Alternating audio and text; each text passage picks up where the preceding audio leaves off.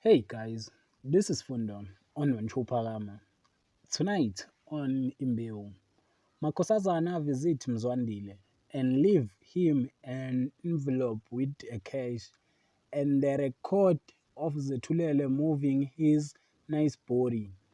And he see that Zetulele kill Slindile and he got he got the thing he wants, but he got difficult when he got assistant by Makosazana. He does not know that why Makosazana is assisting him.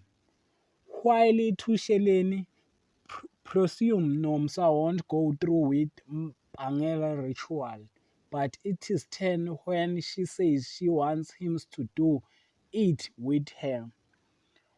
Mazulu tell Phakade that Zetulele kill Slindile, and it seems like Phakade got disappointed when he found that his son kill is a killer and he wants to punish her, but now he thinks to change the mind. That is for tonight. Thanks for watching. Don't forget to like and comment and subscribe. Therefore, thanks.